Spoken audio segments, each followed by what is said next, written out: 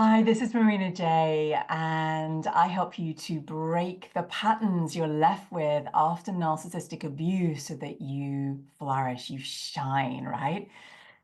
Should you explain yourself to somebody that's hurt you? Do you owe them an explanation?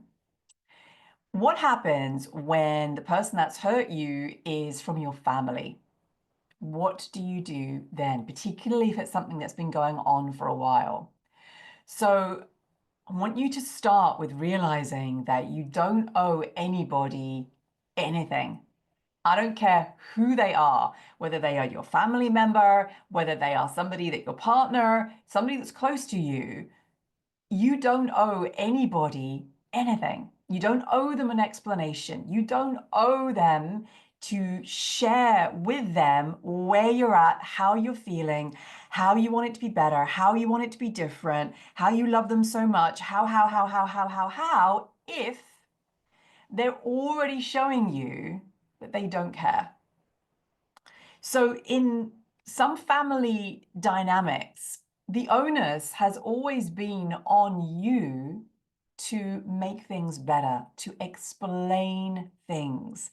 Notice if that's you, right? For many, many, many people, after they've had narc abuse, they look back and they realize the onus was always on them to say sorry, to overshare, to overgive, to give a bit more, always a bit more, in order to keep the relationship going and flowing. But as you become an adult, right, we're all adults now, right? I'm 51, so I don't even know why I said that. But as we become adults, there you go, I've said it again, what happens is that we start to understand how much power we will continue to give away if we continue trying to explain ourselves. So let's say that something's happened, right? And it could be emotionally dangerous to you. Maybe it was emotionally dangerous to your child. Maybe it was emotionally dangerous to your partner, okay? And the question is, should I explain myself? Let's have a look at this. Do these people, whoever it is, or whoever, the one person it was, do they have a history of self-reflection? Do they have a history of taking accountability for their actions and genuinely apologizing, first with their words and then their actions that follow, so that they don't do it again? Or do you often find like you're just managing the relationship all the time until the next thing that comes around that they either do or they say? If you've had a history of explaining yourself to people and they minimize you, they minimize your complaint, they minimize your hurt, they tell you things like, I didn't mean anything. Oh, I was just being silly. Oh, it's just stop being so sensitive. Or are they gaslighting you, right? Denying that actually it happened. Or are they looking at you as if you're the dramatic one, you're the idiot, you're the whatever? Look at the history that you have with people genuinely, because when you're really honest, you will actually make the right move. If it's always been you doing the work in this relationship, doing your side of the relationship, healing whatever comes up for you, being neutral towards them, being genuine towards them, being nice towards them, being loving towards them, absolutely doing everything in your power not to hurt them, but they behave as if anything goes, doesn't even matter, they can do whatever they want to do, then you've got to really look at the consciousness level of the person that you are about to explain yourself to, right? Because if they're here and you're there with the consciousness level, with another way of explaining that is the awareness level, right? The self-reflection, the self-reflected awareness level. How aware are they of how their actions or inactions land for you? Now, a higher consciousness level isn't better than a lower consciousness level, right? Because there's somebody always higher than us, but it just means more advanced. It just means you've done more work on yourself, right, to get to this level. If their actions were already at this level, then explaining yourself, sorry, what's gone on. Sorry for my camera, it's going in and out. It doesn't like when I move. Let me just hold on one second, there we go. Explaining good behavior or explaining how you feel to someone that's a lower consciousness level, if they've already acted at this lower consciousness level, are they actually going to hear you?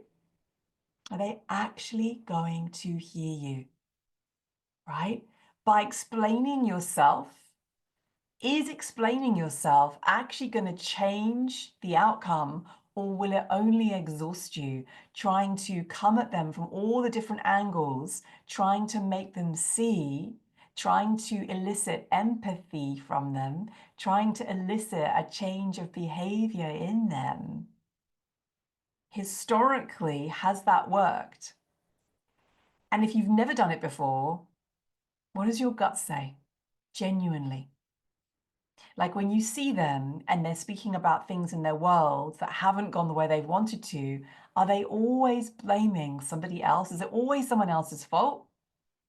Or are they going, actually, this is one of my patterns, or actually, I could have spoken to them nicer, or actually, if I'd, are they taking responsibility for their side of the relationship? If you're somebody that is always doing your side of the relationship, should you be explaining yourself to somebody that isn't doing their half?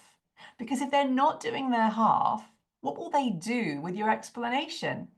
Probably throw it back in your face, probably use it as ammunition against you, if not now, at a later time. There's many, many people out there will attest. You can even explain how hurtful something was, or if they've betrayed you, and they might apologize to you in the moment, but they'll use that information later on, right, to hurt you. And their actions won't match their words. So 3 great questions that will really support you to make the right decision are this. Number 1, do they say sorry? Do they say sorry? Have they ever said sorry to you, but actually backed it up with action? If they haven't, do you really want to explain this situation to them? Because what's going to happen again? People show you who they are, believe them. There's that brilliant quote, can't remember who said it, it's so spot on. Second question, do they say thank you? Do they say thank you for whatever it is that you are or do or help or support, whatever? Do they say thank you easily? Or is it like often it's just very, very thankless? And the last question is, how invested are they in your happiness? How invested are they in your well-being? How invested are they in your dreams? How invested are they in how you're feeling and actually making it right and making you feel better? When you can genuinely answer those questions with a big fat, yeah, they're amazing, all of that, fantastic. You can explain yourself, it's not going to exhaust you because they are going to reciprocate. They're going to reciprocate with a genuine sorry, with an action that you're going to see over the coming weeks will back it up. They're going to thank you for bringing this to their attention and probably be horrified that they've done this. And they're going to be very invested in you and how happy you are and your well-being. And you'll know that by the way that they act towards you. They don't have that history. I wouldn't explain anymore. And I have many, many amazing women in my world who are learning this. And often we have to learn it the hard way. Because if they were already acting like this, can they hear you? Are they really going to hear this? And hey, if they've had a history of self-reflection, and then of course they will. But if they haven't, then they're not going to. So what do you do? What do you do then? Okay, so you take your power back and you say to yourself, all right, history has shown me, or their actions have shown me, they're not going to get it. So I'm going to love them. I'm going to, if I can, I'm going to enjoy them anyway. I'm going to have a certain kind of relationship with them. But they're no longer going to be in my inner circle, because to be in my inner circle, I don't want to have boundaries with you.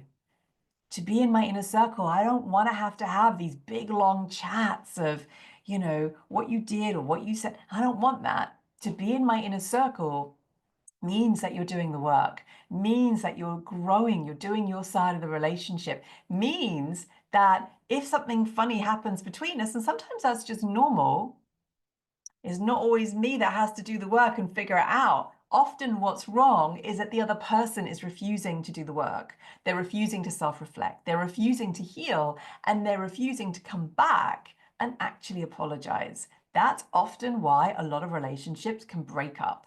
Okay, and that could be in the family, that could be with close, like your partner, somebody at work, could be a friend, a neighbor, whoever it is. So the signs that they're not ready to hear you, right, will be that they dismiss you, they're defensive, they're gaslighting.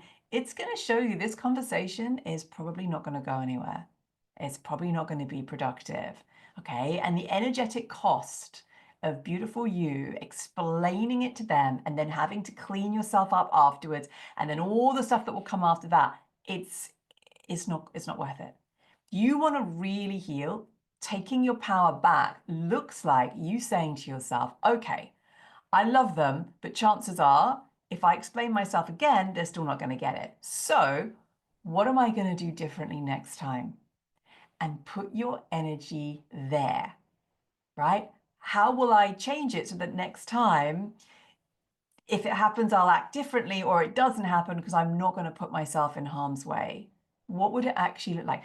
Because the only person genuinely that you have full transformational power over is you. And with that, when you start to put the energy back into you, focus less on them and actually back into you, your power rises, your self-worth rises.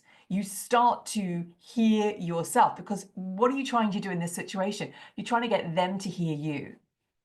But are you hearing you? Are you hearing you on this situation? And really, should you be explaining yourself? When you hear you, that's all you need to do. You will take appropriate action. You will do the right thing. You're no longer reliant upon them for being part of that equation, because they're already showing us who they are. Now, that again, I'm just going to reiterate, does that mean we don't give them a chance? Of course not. Of course not. But if somebody's had a history, we've given them too many chances and they've not, at some point, we've got to decide, when does it end? When does this over-explaining end? Because they have to do their half of the relationship if they want to have that closeness with me. Otherwise, you won't be in my inner circle anymore, and that's okay. You've not earned it. Right? If we look at that person and we say, well, if they weren't, right, my mother-in-law, and they were just actions and energy, would I still want to hang out with her? Right? If this wasn't my wife, if this wasn't my husband, and it was just actions and energy, would I actually want to be with them? You take out the title, what are they really showing you? Often it's to take your power back. Often it's to cut the pattern that you learned as a child, to continue trying with the person, and to stop trying, stop the trying pattern and pull it into you where you can make the shifts. Because every time we choose a healing action for ourselves, whether it's an external action for ourselves or whether it's an internal action for ourselves, like owning a shadow, breaking a pattern after narcissistic abuse, I will tell you now, your life will always shift up. Always, always, always. And the people around you will either lift up in their behavior or they will just drop away. But the one person we can shift is us. And when you start to really put that gorgeous energy of yours back into you, you start to move faster than you ever have before. So I hope this really, really supports you.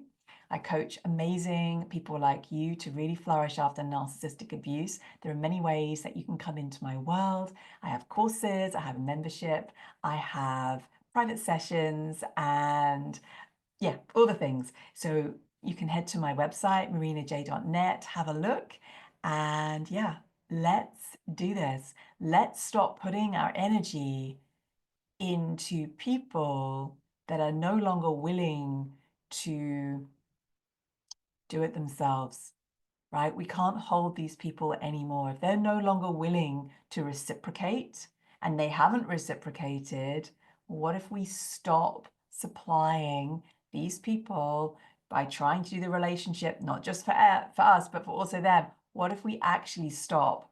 And what if we say, I'm no longer going to exhaust me in trying. I'm now going to lift myself up in the healing and the actions that are going to work for me because it's me. And I know that I can completely trust me. Let me know in the comments how this lands for you and who in your life can you stop? Are you ready to stop explaining yourself to?